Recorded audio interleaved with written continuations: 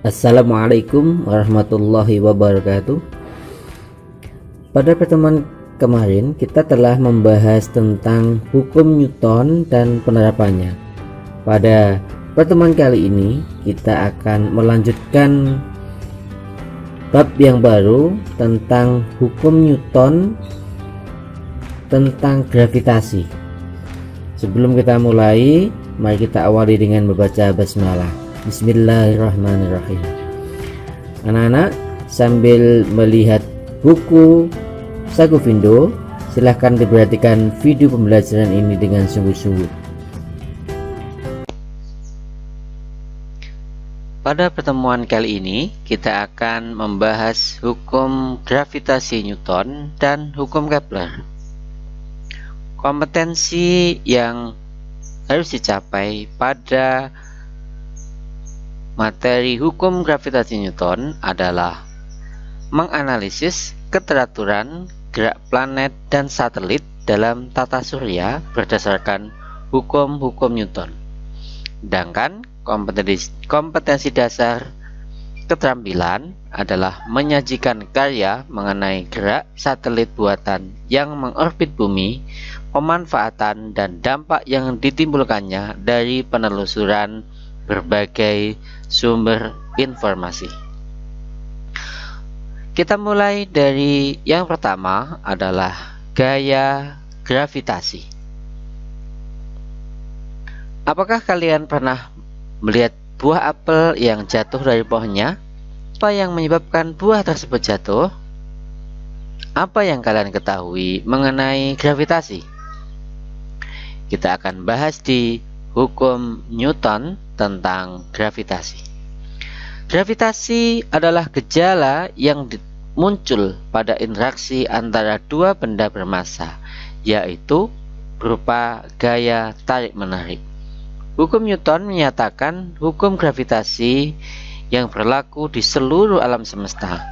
Setiap partikel di alam semesta ini selalu menarik partikel lain dengan gaya yang besarnya berbanding lurus dengan massa partikel-partikel itu dan berbanding terbalik dengan kuadrat jaraknya.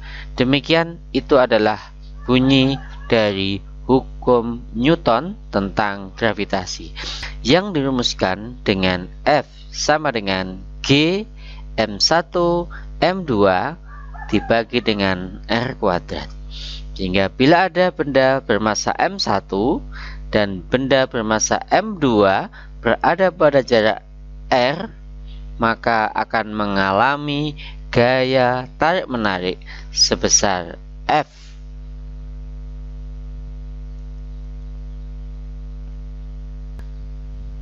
Dengan M1 dan M2 adalah massa masing-masing benda dalam kilogram, R adalah jarak antar pusat kedua benda, dan G adalah tetapan gravitasi umum yang dalam satuan sistem internasional bernilai 6,67 kali 10 pangkat 11 Newton meter kuadrat per kilogram.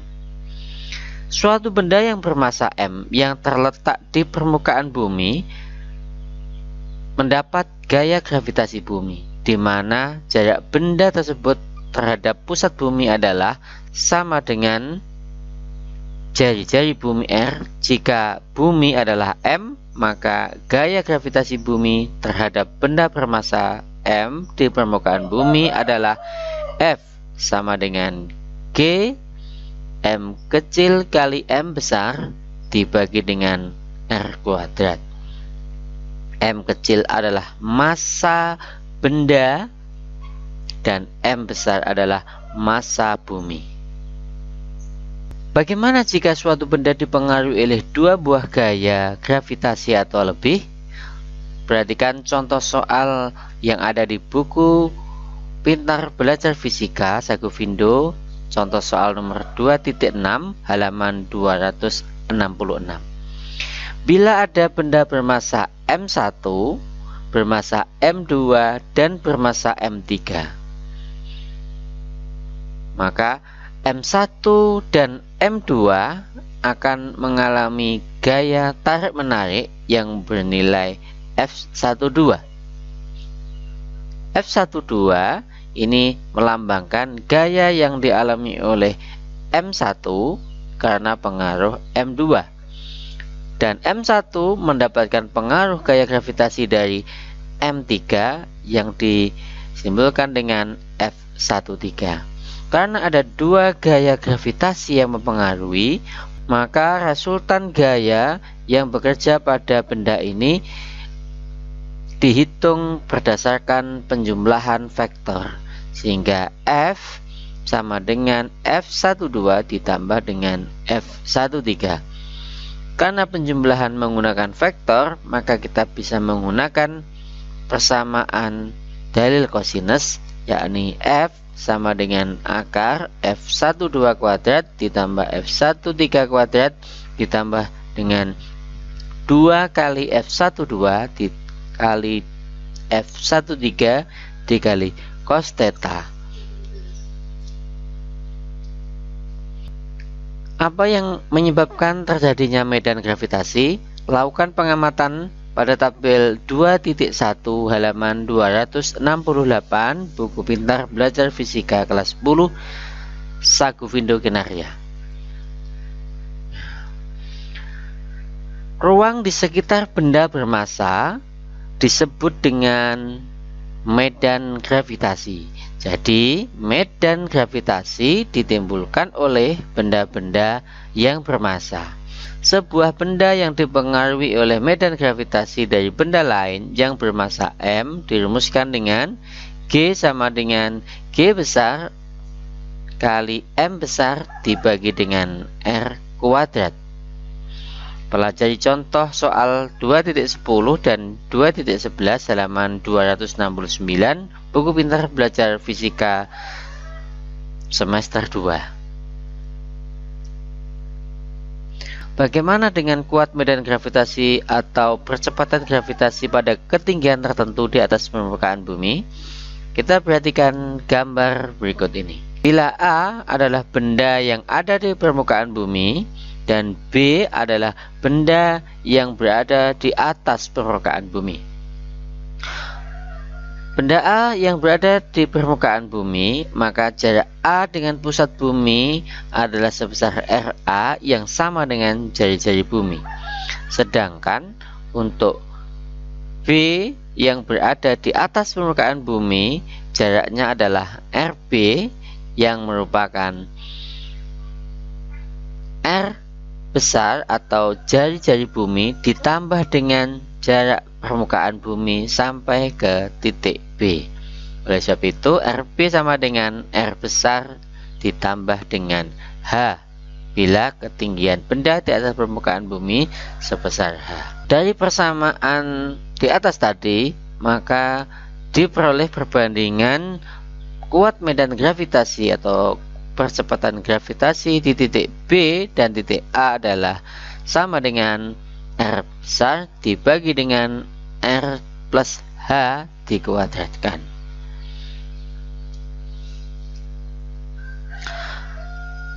Kemudian bagaimana perbandingan percepatan gravitasi bila di dua planet yang berbeda?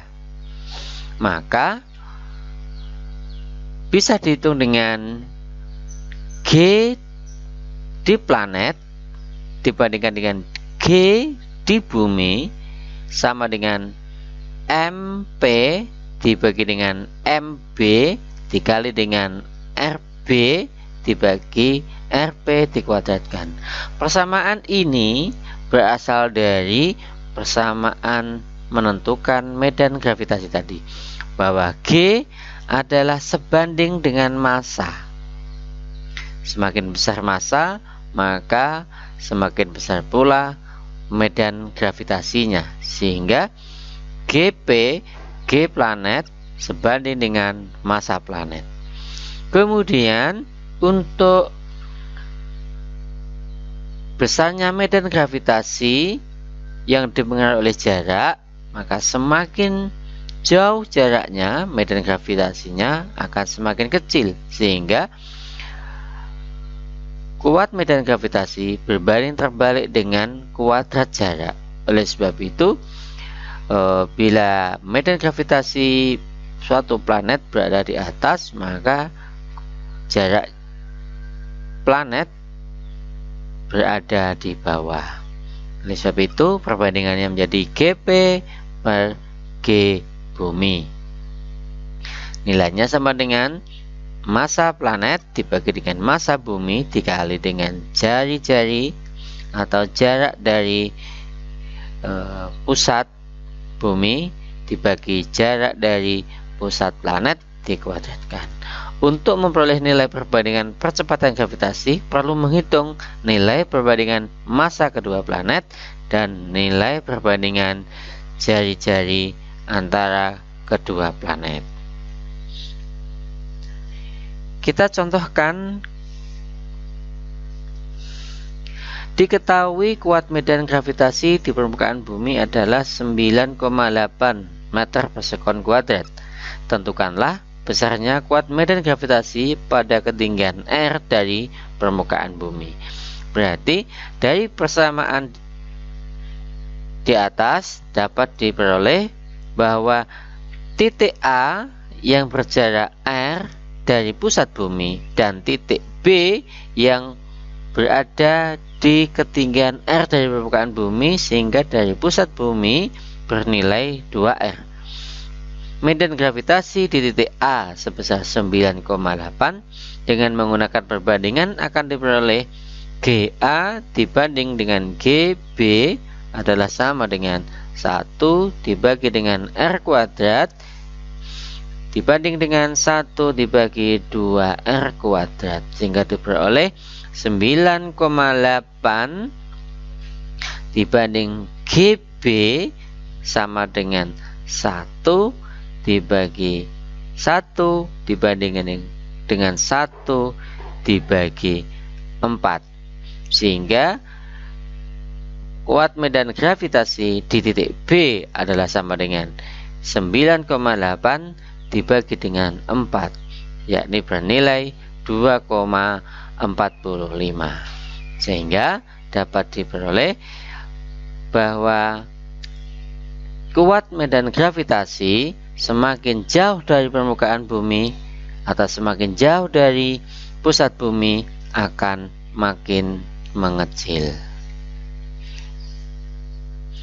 Pembahasan selanjutnya adalah energi potensial gravitasi.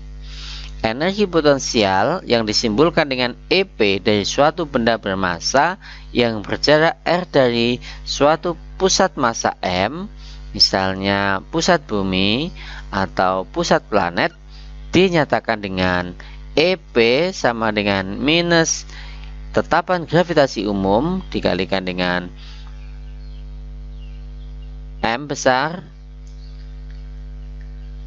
dikali M kecil dibagi dengan R atau jarak.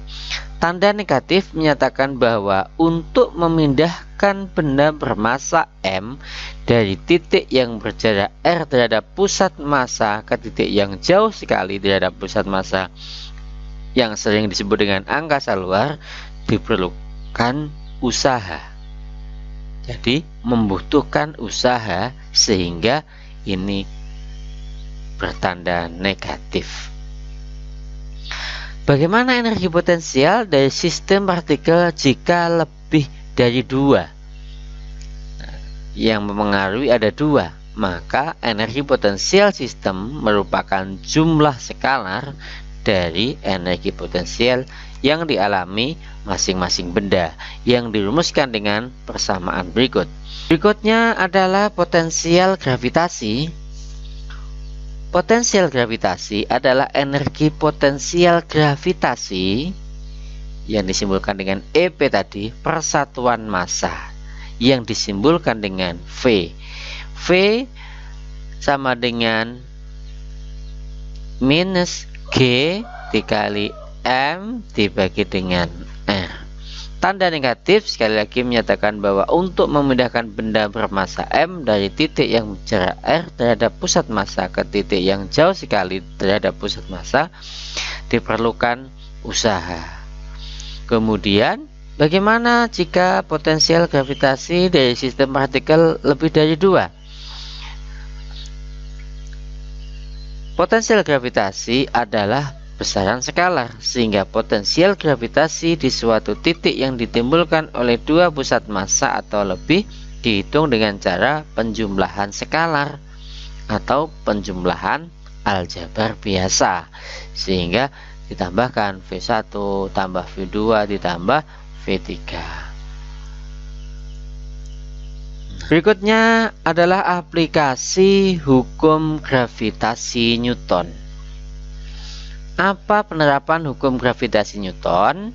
Yang pertama adalah menghitung massa matahari. Pernah terbayang bagaimana menghitung massa matahari?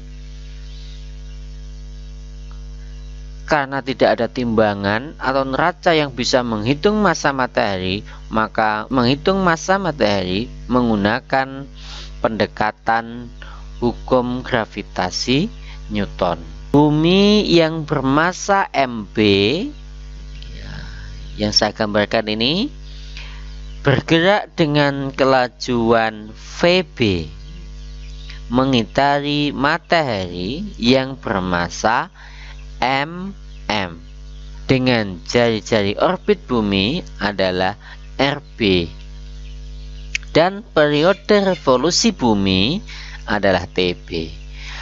Gaya gravitasi matahari terhadap bumi merupakan gaya sentripetal.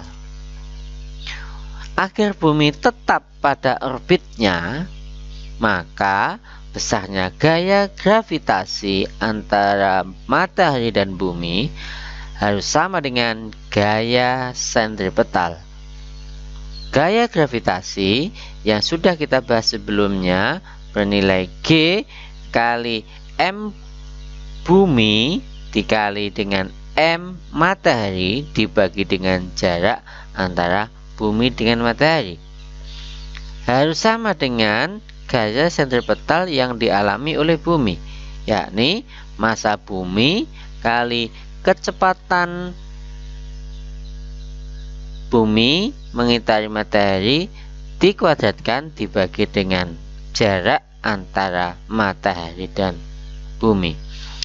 Dari persamaan tadi bisa dihitung bahwa M matahari atau massa matahari adalah sama dengan kecepatan bumi dikuadratkan dikalikan dengan jarak antara matahari dan bumi dibagi dengan G atau tetapan gravitasi umum,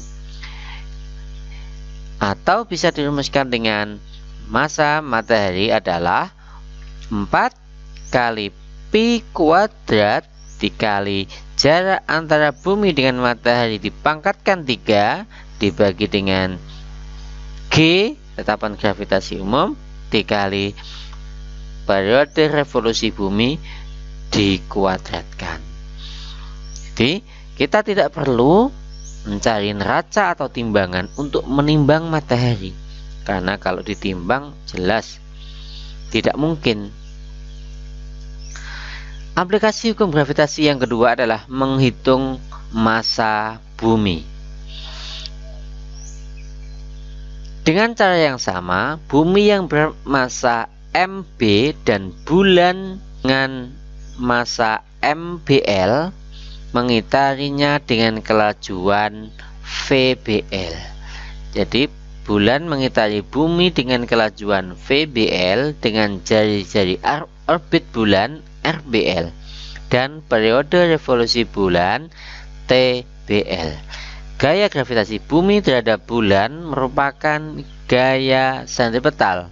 Agar bulan tetap pada orbitnya, maka besarnya gaya gravitasi harus sama dengan gaya sentripetal, sehingga dengan perhitungan yang sama diperoleh massa bumi sebesar 4 pi kuadrat kali R bulan dipangkatkan 3 dibagi dengan G T bulan dikuadratkan. Aplikasi yang ketiga adalah hukum Kepler. Apakah yang menyebabkan keteraturan gerak planet? Siapa yang bisa menjawab? Johannes Kepler menemukan bahwa lintasan planet mengelilingi matahari sebenarnya berbentuk elips. Ia juga menunjukkan bahwa planet tidak bergerak dengan kelajuan konstan, tetapi bergerak lebih cepat ketika dekat dengan matahari dibandingkan bila lebih jauh. Hukum Kepler menyebutkan bahwa lintasan revolusi planet mengelilingi matahari berupa elips dengan matahari berada pada salah satu titik fokusnya. Yang kedua, Kepler mengungkapkan bahwa garis hubung khayal antara planet dan matahari menempuh luas juring yang sama dalam selang waktu yang sama. Oleh sebab itu, dia akan makin cepat bila berada di dekat matahari dan revolusinya akan lambat ketika jauh dari matahari. Hukum Kepler yang ketiga menyebutkan bahwa perbandingan kuadrat periode revolusi dua buah planet sama dengan perbandingan pangkat 3 dari jarak rata-rata kedua planet terhadap matahari, yang dirumuskan dengan T pangkat 2 dibagi dengan R pangkat 3 adalah konstan, dengan T adalah periode revolusi dan R adalah jarak rata-rata antara planet dengan matahari. Atau dapat dirumuskan T1 dibagi T2 dikuadratkan sama dengan R1 dibagi R2 dipangkatkan 3. Untuk menguji pemahaman anak-anak tentang materi ini, silakan dikerjakan uji prestasi mandiri halaman 279 buku pintar belajar fisika kelas 10 Sakuvindo semester 2. Pembahasan berikutnya adalah kecepatan orbit satelit. Telekomunikasi di bumi mengandalkan satelit yang mengorbit. Demikian pula dengan perakiraan cuaca yang diperoleh dari satelit meteorologi sehingga memberikan hasil yang lebih akurat. Untuk keperluan telekomunikasi yang diperlukan adalah satelit orbit geostasioner, sedangkan untuk keperluan cuaca yang diperlukan adalah satelit orbit polar seperti pada gambar di samping. Apakah Anda mengetahui jenis-jenis satelit dan fungsinya? Lakukan pencarian di internet bersama temanmu. Untuk sebuah satelit yang mengorbit dengan massa M dan lintasannya dari pusat bumi adalah R dan massa bumi adalah M besar, maka diperoleh persamaan berikut, yaitu V sama dengan akar G kali M besar dibagi dengan R. Berikut ini adalah beberapa satelit yang ada di Indonesia. Satelit Palapa yang mulai beroperasi 8 Juli 1976 dengan orbit 83 derajat bujur timur, sampai dengan satelit Palapa D tanggal 31 Agustus 2009 dengan orbit 113 derajat bujur timur. Pembahasan yang ketiga adalah periode orbit satelit. Periode sebuah satelit mengelilingi bumi ataupun periode sebuah planet mengelilingi matahari diperoleh dari V kuadrat sama dengan GM per R seperti pada persamaan tadi, dengan substitusi V sama dengan omega kali R, maka Omega kali R dikuadratkan sama dengan GM per R, sedangkan omega adalah 2pi per T dengan T adalah periode, maka akan didapatkan 2pi R per T dikuadratkan sama dengan GM dibagi R, menghasilkan 4T pangkat 2 dibagi T kuadrat sama dengan GM bagi R pangkat 3, sehingga dihasilkan T kuadrat sama dengan 4pi kuadrat dibagi GM dikalikan dengan R pangkat 3. Persamaan ini dikenal dengan hukum 3 Kepler. Menurut Kepler, kuadrat periode suatu planet mengelilingi matahari adalah sebanding dengan pangkat 3 jarak planet tersebut ke matahari. Kita latihan untuk lebih memahami masalah ini. Diketahui massa satelit adalah M kecil dan massa bumi adalah M besar, dan jari-jari bumi adalah R besar. Dengan kecepatan berapakah sebuah satelit harus mengorbit pada ketinggian R dari permukaan bumi agar tetap pada lintasannya? Maka diharapkan jika saat satelit diluncurkan agar ingin mengorbit hanya pada ketinggian R dari permukaan bumi, maka harus dengan kecepatan berapa? Nah, kita lihat pada ketinggian R dari permukaan bumi atau 2R dari pusat bumi, berarti ketinggian satelit dari pusat bumi adalah sebesar 2R besar.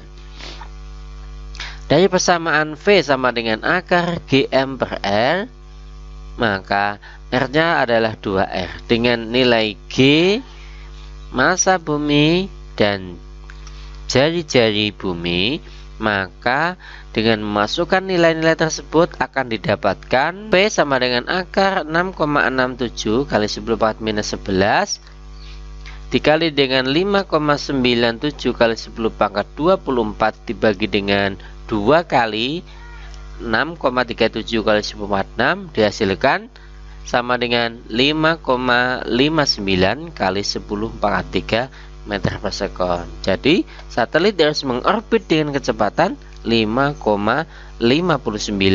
kali 10 pangkat 3 meter per sekon. Latihan yang kedua, planet A dan planet B masing-masing berjarak rata-rata sebesar P dan Q terhadap matahari. Planet A mengitari matahari dengan periode T jika P sama dengan 4Q dan B mengitari matahari.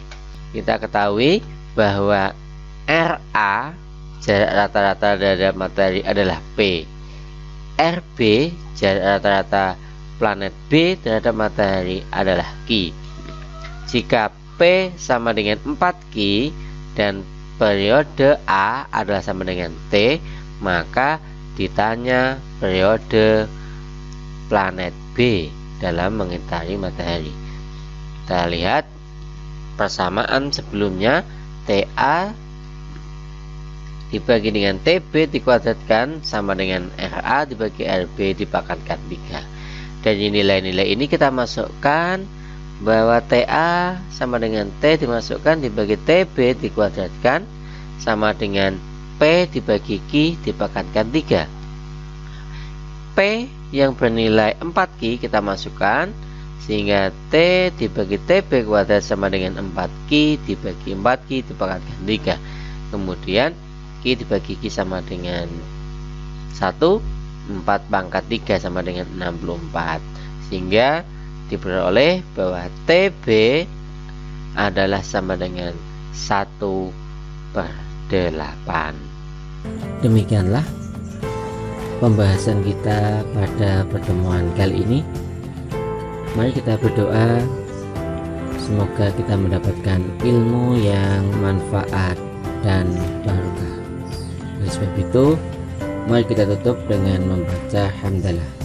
Alhamdulillahirabbil alamin. Wassalamualaikum warahmatullahi wabarakatuh.